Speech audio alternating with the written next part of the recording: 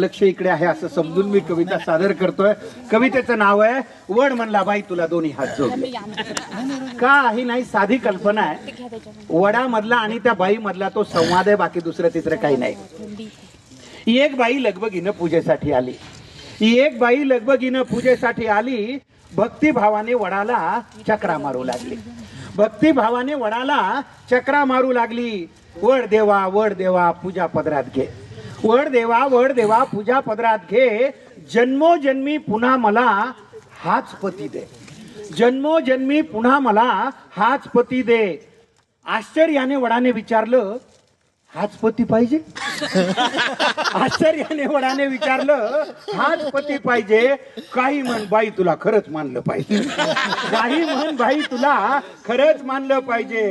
त्याच्यावरती बाई काय म्हणाली, काय करणार वड दादा, खूप विचार केला. काय करणार वड दादा, खूप विचार केला. हाच नवरा राहू दे म्हणून आतून आवाज आला. हाच नवरा राहू दे म्हणून आतून आवाज आला. त्याच्यावर तो वड म्हणायला, एवढे दुर्गुण असून सुद्धा याचीच निवड केली. एवढे दुर्गुण असून सुद्धा याचीच निवड केली. म्हणून माय मला तुझी फारच दया आली. म्हणून माय मला तुझी फारच दया आली. त्याच्यावरती बाई काय म्हणली, त्याच्यावरती बाई म्हणते, वड देवा तसं काहीच नाही. वड देवा तसं काहीच नाही. असं नाही की आमचं बिलकुलच पटत नाही. असं नाही की आमचं बिलकुलच पटत नाही. दुसरा नवरा मागायचा मीही विचार केला. त्या बिचारीनं प्रामाणिकपणे सांगितलं. दुसरा नवरा मागायचा मीही विचार केला, पण कल्पनेनंच माझा जीव कासावीस झाला. पण कल्पनेनंच माझा जीव कासावीस झाला. जास्तच बिलिंदर निघाल्यावर मग काय करायचं?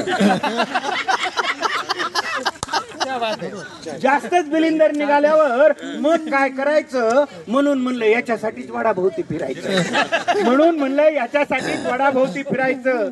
तुम्हाला तर माहिती आहे देवा, मी काही कमी नाही. तुम्हाला तर माहिती आहे देवा, मी काही कमी नाही. बिचाऱ्याच्या डोक्याला केस सुद्धा ठेवला नाही. बिचाऱ्याच्या डोक्याला केस सुद्धा ठेवला नाही. अधून मधून गुरगुर करत, मी थोडंच ऐकते. अधून मधून गुरगुर करत. म्हणजे पहा, या ओळीला पुरुष रसिक सुद्धा दाद देतात. म्हणजे याच्यापेक्षा स्वच्छ मनाची माणसं असू शकतात का? अधून मधून गुरगुर करत, मी थोडंच ऐकते. एका कानाने ऐकून दुसऱ्यानं सोडून देते. एका कानानं ऐकून दुसऱ्यानं सोडून देते. माझी